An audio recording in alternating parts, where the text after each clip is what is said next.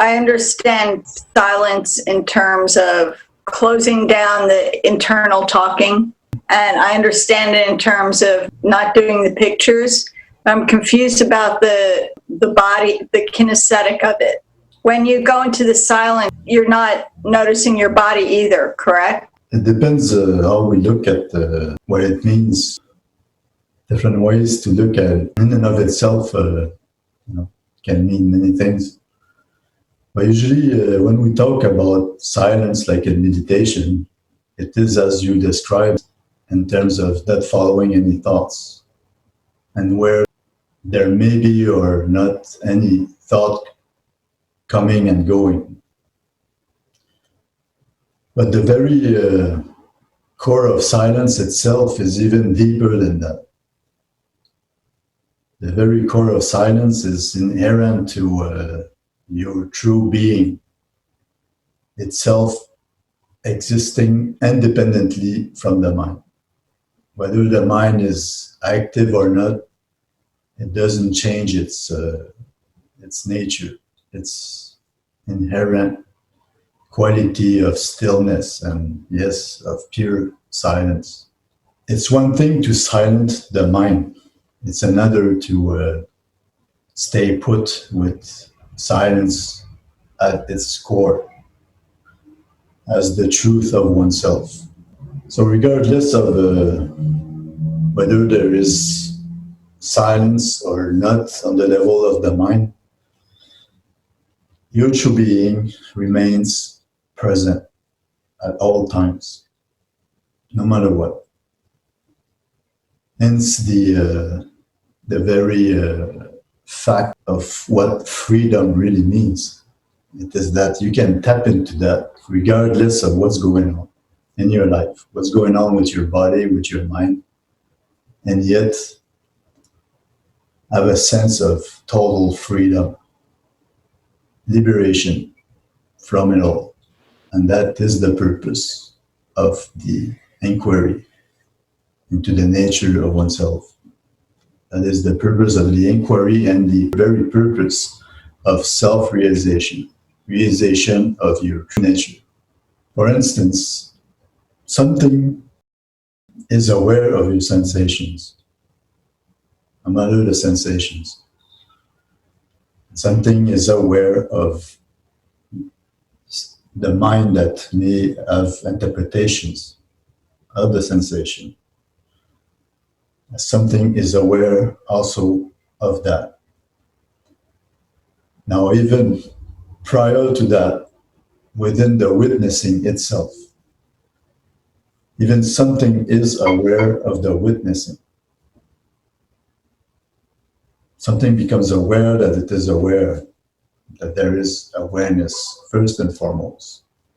That is that which lies at the very core of one's being as awareness itself, the silence we're referring to here. So, because it is prior to anything arising in your awareness, on whatever level, it is accessible at all times. And what makes the difference in terms of experience is whether you recognize it and stay in it, or whether you've letting all these other levels of awareness from that to the physical lead your attention away from it or not.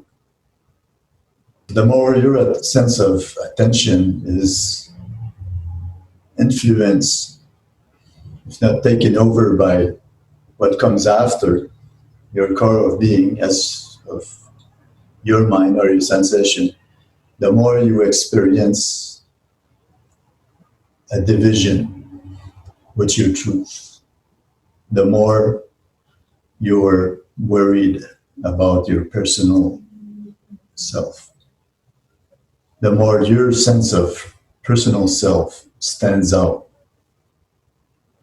following which you come to believe that this is you, this is this mind-body apparatus that you call myself.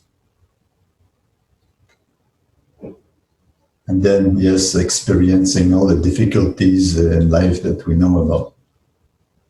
Security, fear, always wanting something more, judging, comparing, anxieties. And then, of course, this energy field comes to filter through the body. And that's how the body also gets to experience this blockage of energy. And usually, more than many other times, this is how we develop illness or or wrong functioning within our body. So, yes, the silence in question is is that which is inherent to the core of our being as the very everlasting sense of being, as awareness, as consciousness that stays in the background no matter what. And as much as we stay put with it, as much as following that, we can welcome a greater sense of balance and flow and harmony flowing through all these other bodies. As our own sense of self comes to be fused by that greater truth, and feeling happy, feeling good, no matter the situation you may be in. Gives you a greater perspective, a more intelligent, mature perspective of your life situation. Therefore, you develop a greater sense of peace, a greater sense of hope and inspiration as to what to do about your present circumstance. If things are not already flowing, but even if things are flowing, everything outside your very being are like tides, comes out of your being into the world, creating your experience on a tangible level, and then it comes back in your being, in your home. Therefore, the most important thing in one's life is to be able to stay put in that. And eventually it becomes natural to tend to stay there, as opposed to believe in everything that appears outside of it. And then again, it's not like you come to deny anything that comes out of it as existence.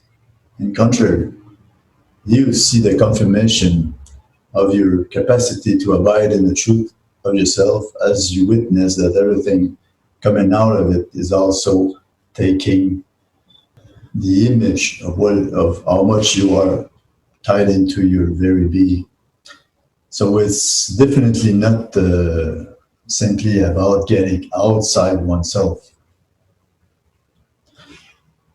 In order to truly be oneself, we must know what oneself as awareness, and let awareness fills our cup.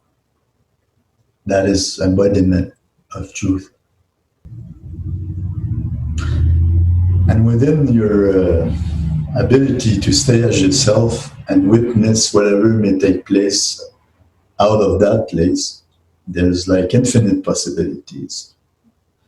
Where even within being fully connected to yourself, you can still maneuver your way around by the way you follow certain thoughts or emotions or sensations, thereby creating or helping or making your experience go in certain ways, like affecting a change on whichever level according to how you maneuver your way through attention.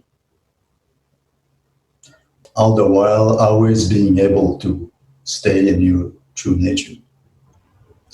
all the while being able to stay in the silence we're talking about. Does the mental silence have anything to do with that? Well, the thing is, sometimes we're too identified with the mind, and our sense of self becomes so tied to it that it requires some control on that level for a time being, just so that the activity of mind is reduced sufficiently that you can step out of it and become the witness of it, out of which your sense of crystallized self can release itself.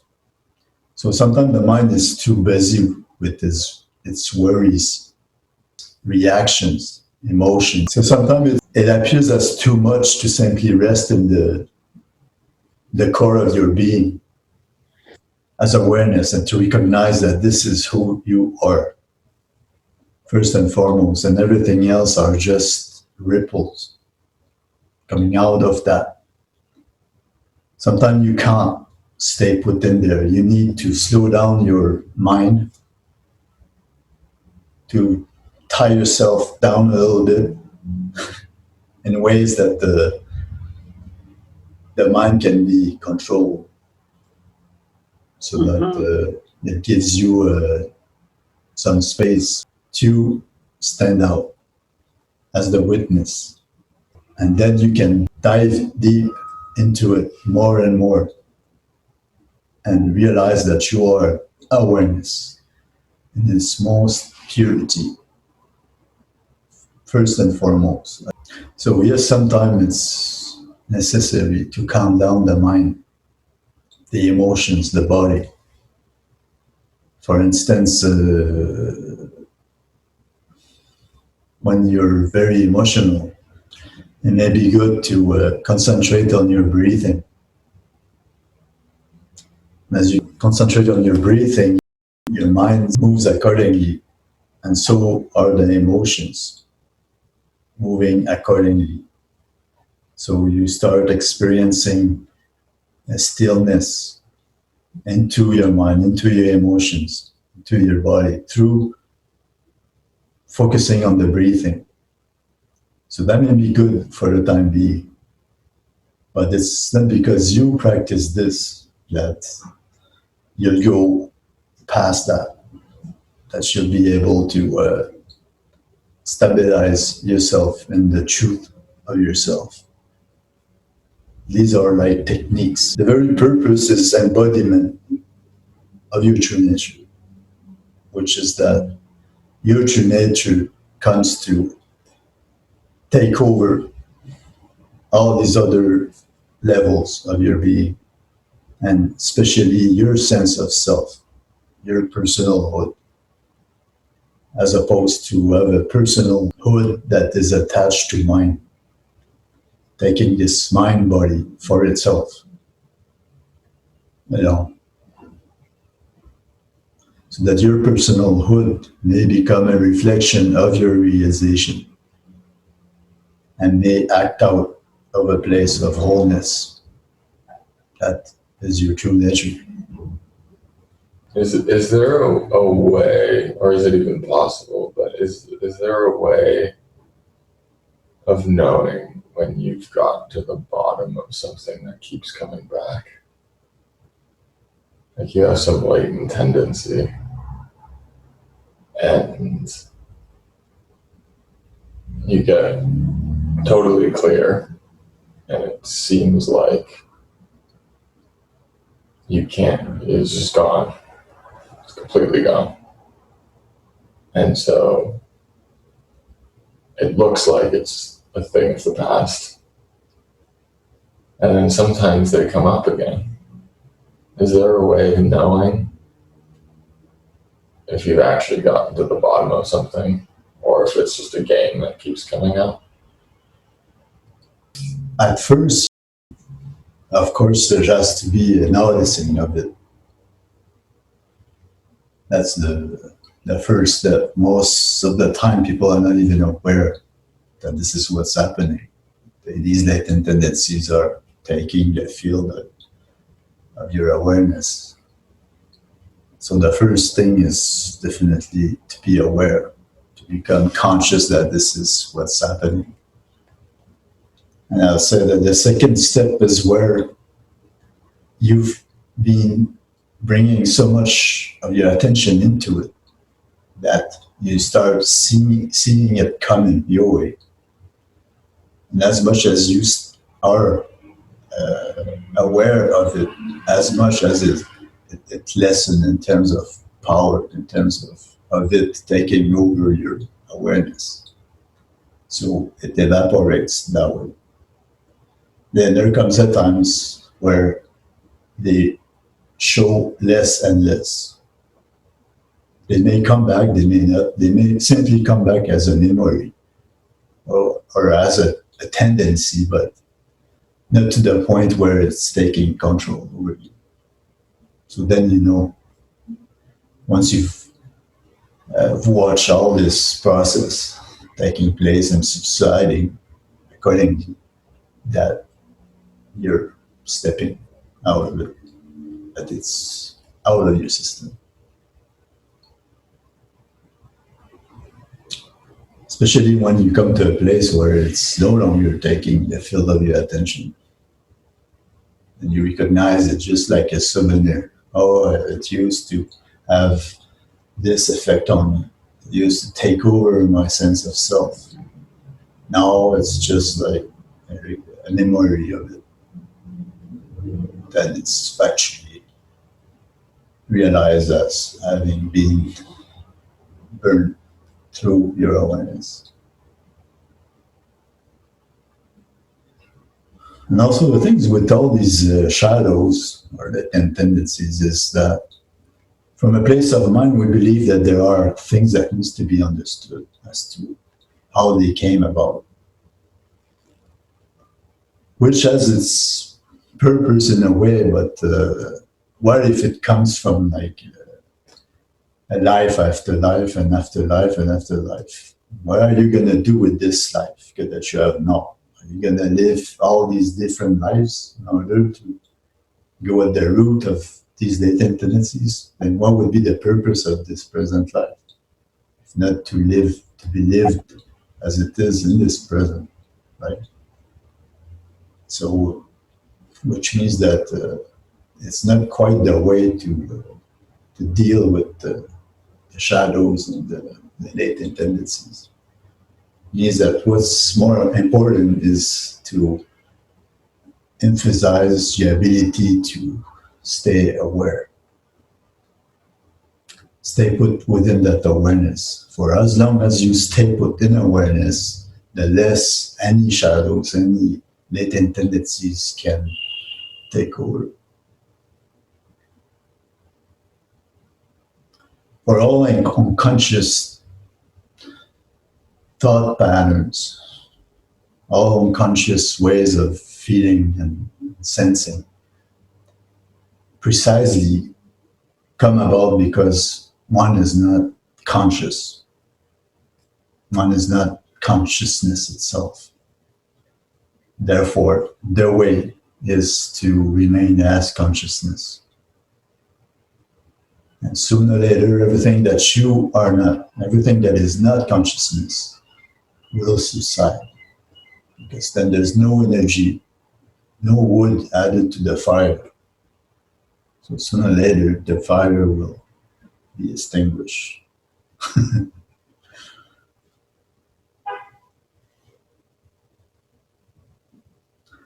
So it's not like there's an entity that at some point knows that there's no longer any latent tendencies. Or what would that be? Who would that be? That would be the mind. And you are not the mind.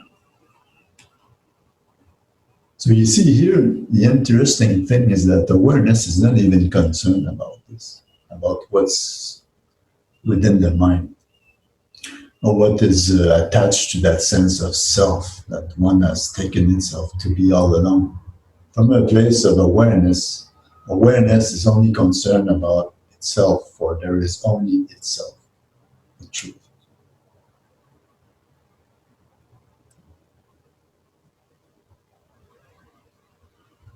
So the less concerned one is about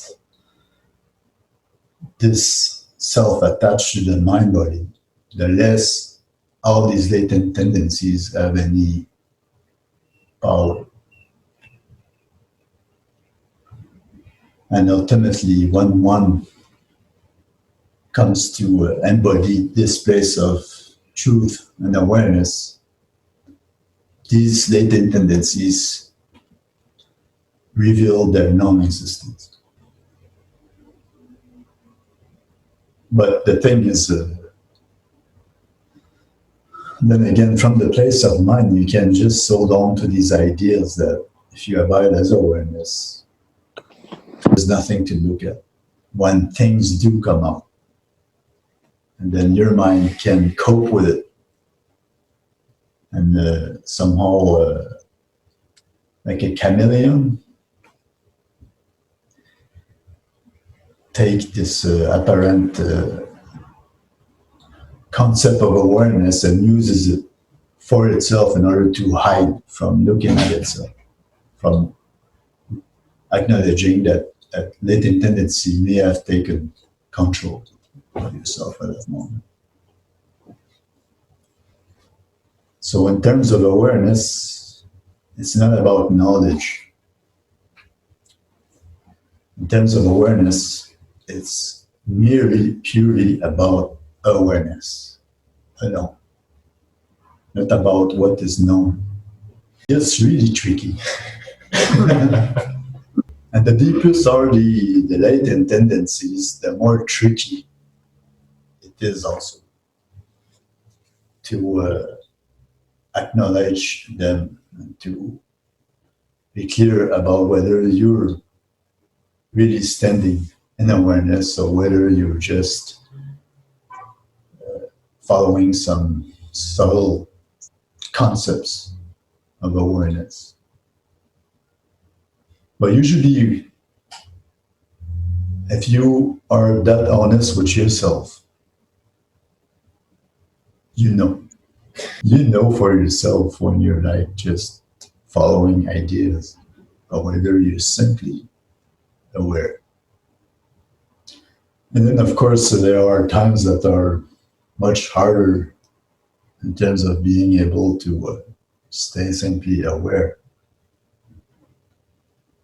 Then the reaction is to struggle with it.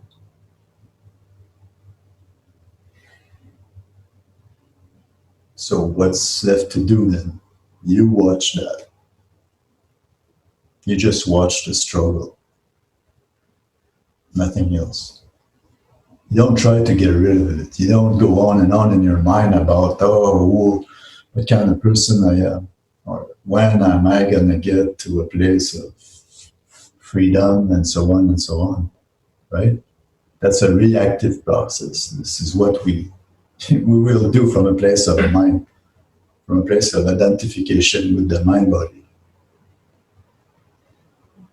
From a place of awareness, again, you simply watch the whole process as it is.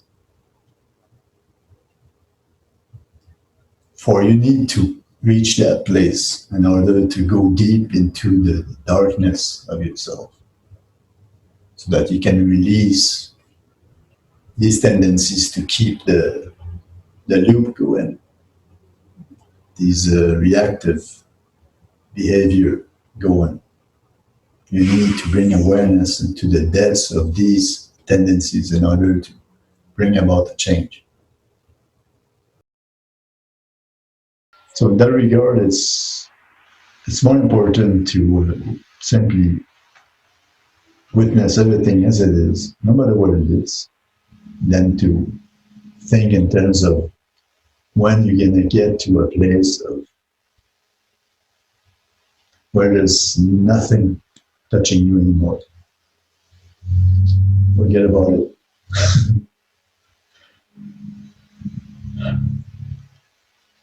Even that is a release, isn't it?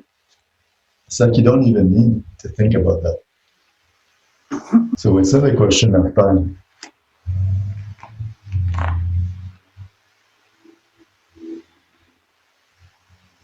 Not a question of time, of circumstances, of state of mind, or what it is that is taking place in your life. Even when things are very difficult, you can always watch it like a movie on the screen, sitting comfortably in your sofa while watching all these dramas going on. So isn't just watching it a technique? You must watch it in order for something else to unfold and to deepen to the point where you come to embody the truth of yourself. So until then, you need to watch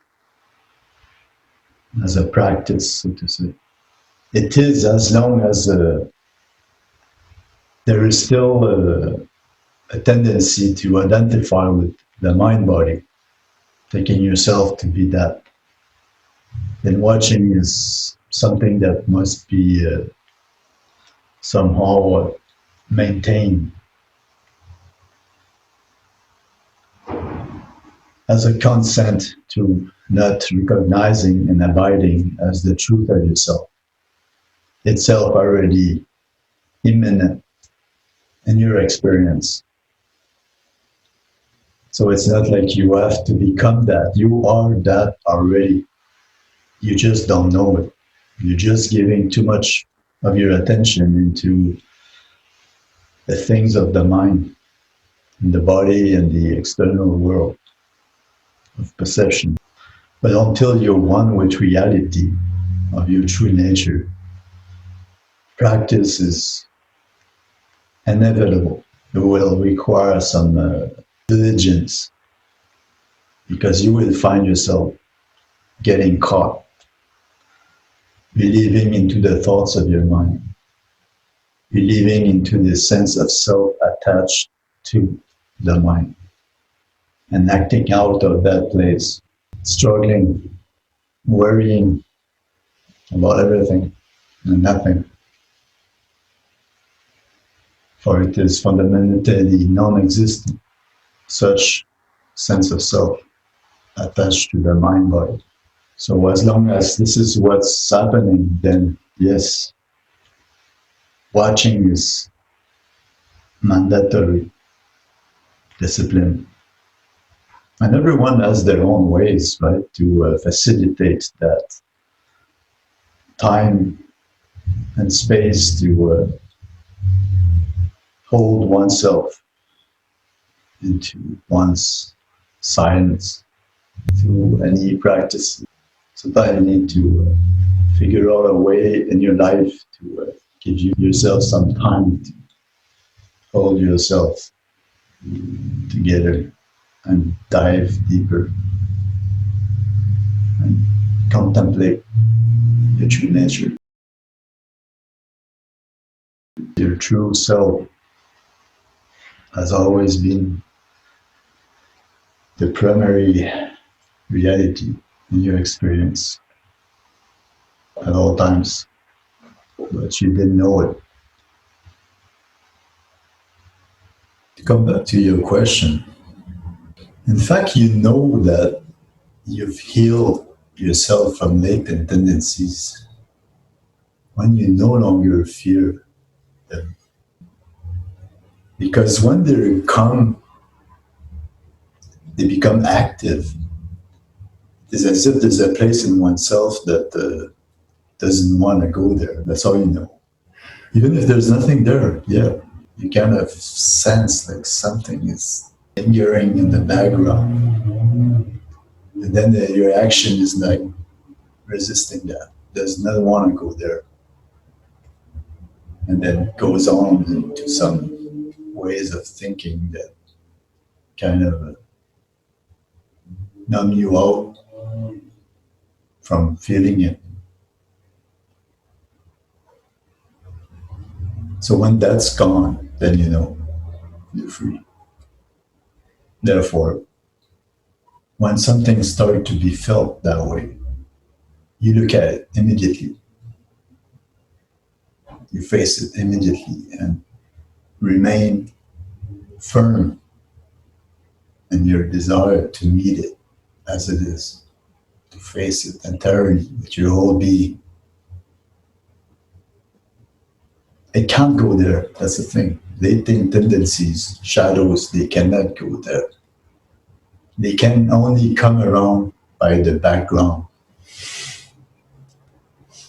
They go around and find a spot or a window or a door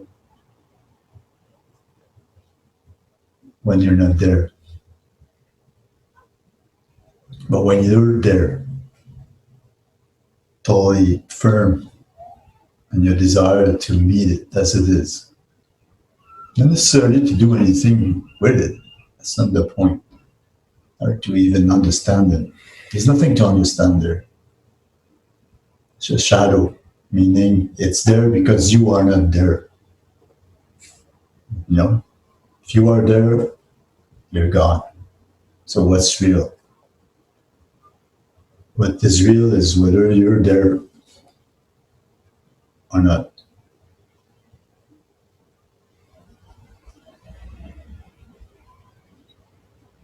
So you know you've rid yourself from the tendencies when you no longer feel any resistance to look at them, when you're at ease. And then when something comes out as a memory, which may carry some feelings or thoughts or sensation, you're 100% willing to look at it. When you do find yourself there 100% ready to look at it, then you know that you're free from it.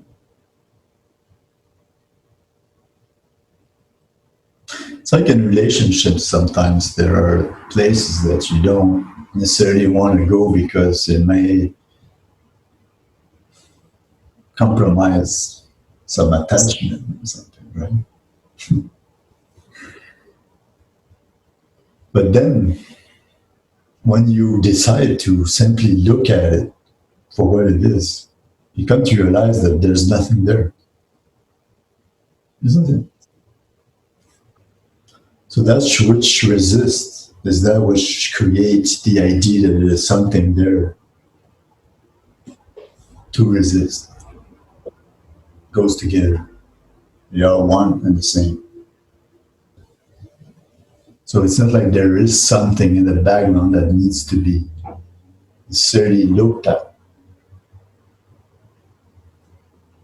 What needs to be looked at is whatever is going on in your experience as your reaction, as your sense of contraction, resistance, and to bring your whole being into it without any idea what it is that may need to be seen, if there is anything to be seen. In fact, there's nothing to be seen because there's nothing there. All that is needed is to release that tendency to contract. And you can factually experience this for yourself, right? Something triggers a fear, whatever it is. You bring your whole being in there, silent. You face it without any thoughts. Just face it. All of a sudden, you calm down as a result. You calm down, start experiencing the silence. You become the silence. Nothing else remains. And this is not to be compared to a place of passivity. It's in contrary a place of total action.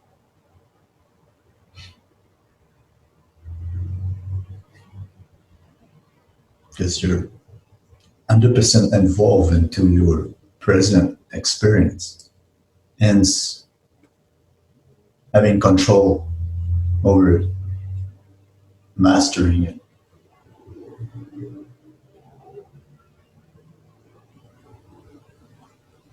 In fact, all latent tendencies, shadows, unconsciousness, whatever you call it, it's all designed into the process of being indirectly forced to know yourself as the truth of yourself. Because consciousness cannot live in these dualities, cannot be restrained within the confines of the mind. It must abide as itself, as the infinity and totality that it is about, while knowing itself within everything taking place in itself as this individuality.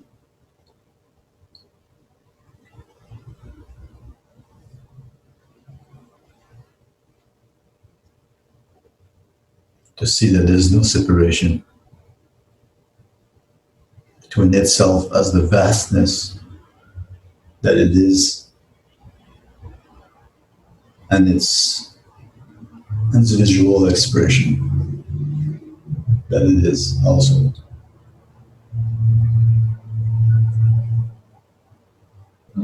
That is the thing to watch. If you're struggling with it, you're struggling with it. You know what I mean? Struggling with what? You're just struggling. So that's why you need to watch that. First, master that. You can do. First, master that. And then see if there's anything else. You'll find that there's nothing else. Okay, there's awareness that is driven by the senses, and this is something different. The thing is, as we speak about it, it's important to dive in, not just stay on a level of trying to grasp it with the mind, but to feel our way in.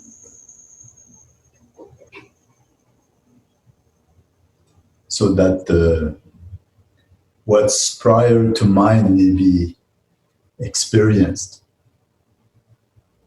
Awareness is one and remains one. And as it goes through the different bodies, then its experience are recognized as what lies at those levels. On the level of the body, it becomes the awareness of the nervous system. You know, the level of emotions, it becomes the awareness of the emotional system, and so on and so on. But at its core, awareness is one. So when your attention fixates on one body or another, then that awareness is recognized as awareness of this particular body. Appears so, but it's only as awareness is filtered through these different bodies that it takes the shape of an awareness of that particular body. Same with saying that awareness is universal, impersonal. As it passes through the filter of this mind-body individual existence, then it takes the shape of an individual. Then this individual believes that it is this mind-body apparatus. So the awareness here becomes a personal sense of awareness. And yet, at its core, awareness is universal and personal.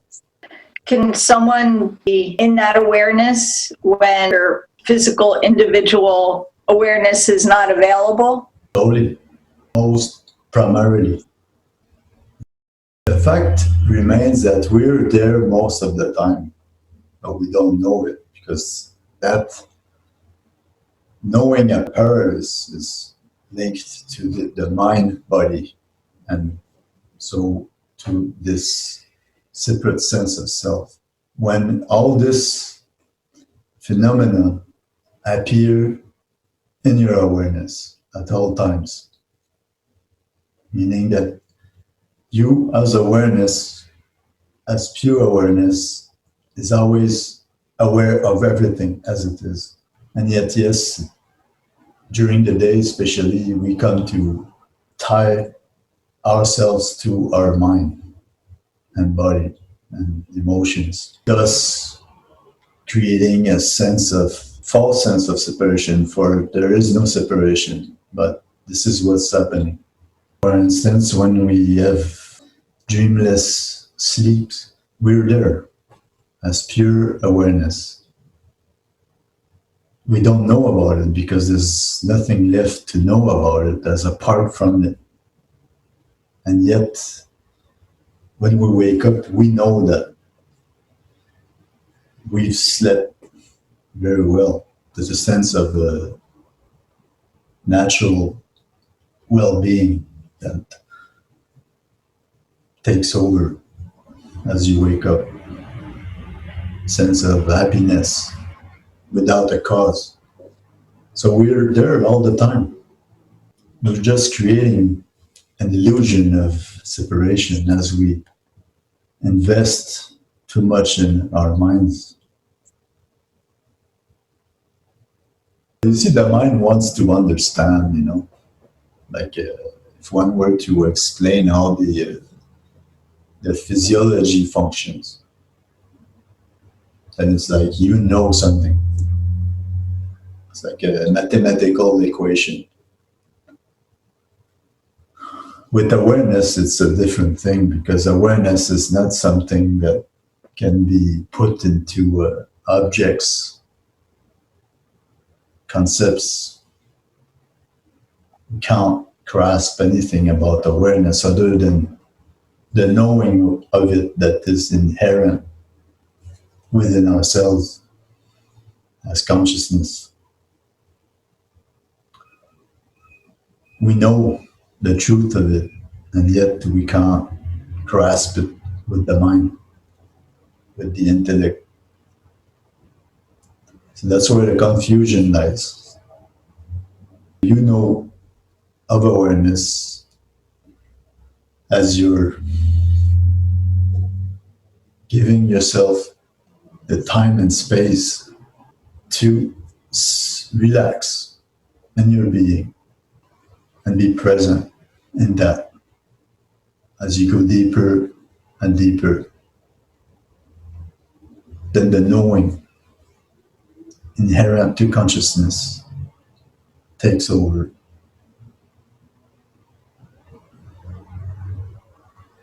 Not of the mind. It's too immediate. You see, on one side it's kind of frustrating for the mind or for this separate sense of self because it cannot go there. It cannot get there. It cannot have it. And yet it's a good thing because it has nothing to do with whatever is going on with the mind. Therefore, directly accessible at all times. What's the difference between quiet and brain dead? Brain dead is more quiet. In fact, consciousness does not need a brain to be. What was there before your birth? What is going to be there after your death? Something remains. And it's the awareness that remains. Yes. It's the awareness that remains. It's the awareness that Yes? Yeah, okay. We can put the word to it. You see, that's the interesting thing. Words are pointers here, right? So in the meantime, you use awareness as a pointer to itself. Nothing else is required. Anything else will be guided by that. And yes, in awareness, there's no confusion. In mind, there can be some confusion. So that choice is ours. You know, that free will thing is really what it is about, is that we have the choice to recognize awareness and to stay there, as opposed to choosing to let the mind drive our attention and thoughts. But yes, it requires work. Maybe some confusion there. It's all for the good.